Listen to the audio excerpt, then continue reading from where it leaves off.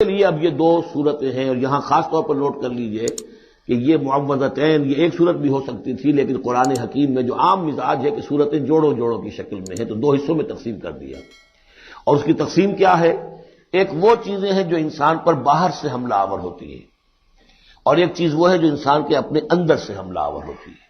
ان دونوں کو دو علیحدہ چیزوں میں رکھ کر اور سکھایا گیا ہمیں کہ تم ہمیشہ اللہ کی پناہ طلب کرتے رہا کرو ان چیزوں کے اثرات سے، ان چیزوں کے اثرات بد سے اپنے آپ کو بچانے کے لیے۔ بسم اللہ الرحمن الرحیم، قل اعوذ برب الفلق، کہو کہ میں پناہ میں آ گیا صبح کے رب کی۔ فلق، فلق ویسے تو یہ لفظ ہم پڑھ چکے ہیں سورہ انعام میں، فالق الاصباح، رات کی تاریکی کا پردہ پھٹتا ہے اور سپیدہ سحر نمودار ہوتا ہے۔ یا گٹھلی، فالق الحب والنوائب، تو وہ جو گٹھلی ہوتی ہے وہ بھی پھٹتی ہے تو اس میں سے دو پتیاں نکلتی ہیں تو درخت بنتا ہے۔ اس اعتبار سے فلق سے مراد یہاں صرف صبح نہیں ہے، بلکہ جو اگلی صورت میں آ رہا ما خلق، جو بھی کچھ اس کائنات میں اس نے پیدا کیا ہے در حقیقت وہ عدم کا پردہ چاک کر کے اس کو وجود بخشا ہے۔ عدم سے، عدم محض سے، کریشن ایکس نیہیلو، بغیر کسی شے کے کسی شے کو بنانا۔ تو قل اعوذ برب الفلق من شر ما خلق، میں پناہ میں آتا ہوں اس کی تمام مخلوقات کی پناہ سے۔ اب آپ غور کیجئے، مخلوق ظاہر بات ہے خالق کی طرح کامل تو نہیں ہو سکتی، مخلوق کے اندر کوئی نہ کوئی پہلو جو ہے وہ کمی کا، تقصیر کا، نقص کا رہ جائے گا۔ تو گویا کہ ہر مخلوق میں شر کا پوٹینشل ایلیمنٹ موجود ہے۔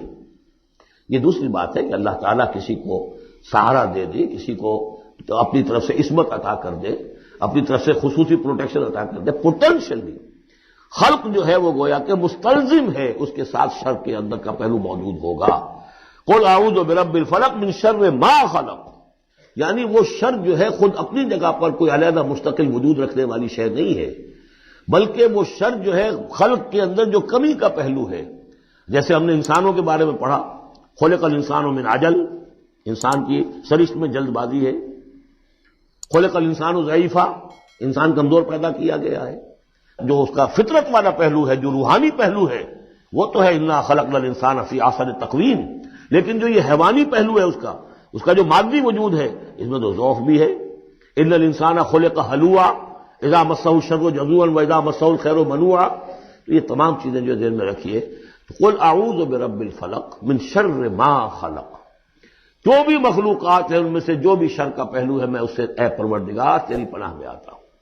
ومن شر غاسق اذا وقب، خاص طور پر یہ رات کو ڈھانپ لینے والی جو ہے رات، اندھیرا، یہ ظاہر بات ہے اسی پھر رات کے پردے میں چوری بھی ہے، ڈاکہ بھی ہے، اسی میں پھر غول بیابانی جو ہے، شیاطین جن ہیں ان کا بھی جو حرکتیں ہوتی ہیں، پھر یہ ساری چیزیں جو ہے اسی کے سلسلے من شر غاسق اذا وقب، سانپ بچھو وغیرہ بھی اسی وقت نکلتے ہیں۔ ومن شر النفاثات فی العقد، اور جو عورتیں گانٹھیں باندھ کر پھونکے مارتی ہیں، یہ جو بھی ٹونے ٹوٹکے ہوتے ہیں اور اس کی وجہ سے لوگوں کو نقصان پہنچایا جاتا ہے، گویا کہ یہ بھی اس کے اندر بھی کوئی حقیقت ہے۔ یہ سفلی عملیات بھی ہیں، ان کے بھی اثرات ہیں۔ جیسے کہ ہم جانتے ہیں کہ جادو جو ہے حق ہے، برحق ہے، اگرچہ کفر ہے۔ شراب کی تاثیر ہے لیکن حرام ہے۔ کچھ نہ کچھ حقیقت ان لکیروں میں بھی ہے، لیکن ہمیں روک دیا گیا کہ ان کے چکر میں مت پڑو۔ یہ جو منجمی ہے، نجوم کی حرکت، اس میں بھی کچھ نہ کچھ حقیقت ہے لیکن روک دیا گیا۔ تو کسی چیز کا ہونا بالفعل یہ اور شے ہے، لیکن اس کا جائز ہونا یہ اور شے ہے۔ تو بالفعل یہ عملیات ہیں جو سے اچھے اعمال ہیں، اور ان کو جو ہے کوئی اچھے اوراد ہیں، اچھے وظائف ہیں، تو ان کے کچھ اثرات جو ہیں اچھے ہو سکتے ہیں۔ اسی طریقے سے اس قسم کی چیزوں میں جادو کے کلمات ہوتے ہیں، ان کی بھی تاثیر ہے۔ اور وہ جو عورتیں جو ہے وہ جادو کرتے ہوئے، جس کو ہم کہتے ہیں کہ وہ تعویذ گنڈا وغیرہ جو ہوتا ہے، پھر وہ اس میں پھونکے مارتی ہیں، تو اللہ تعالیٰ سے میں ان کے شر سے بھی پناہ چاہتا ہوں۔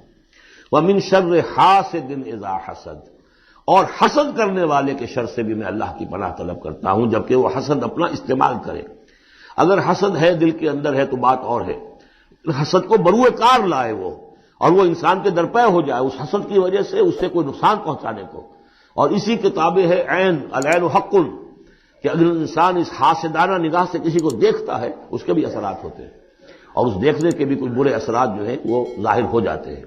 تو یہ تمام چیزیں اپنی جگہ پر ہیں، لیکن ان سے پناہ کرنے کے لیے آپ لمبے چوڑے کوئی اور سلسلوں میں نہ پڑیں۔ یہی معوذتین اللہ نے جو محمد رسول اللہ کو تلقین فرمائے، سارا دار و مدار ان پر ہونا چاہیے۔ تعوذ کرتے رہیں، اس لیے کہ ہم پڑھ چکے ہیں سورہ بقرہ میں کہ حضرت سلیمان کے زمانے میں جنات جو تھے انہوں نے یہ سارے کام شروع کیے تھے اور لوگ ان سے سیکھتے تھے جادو ٹونا۔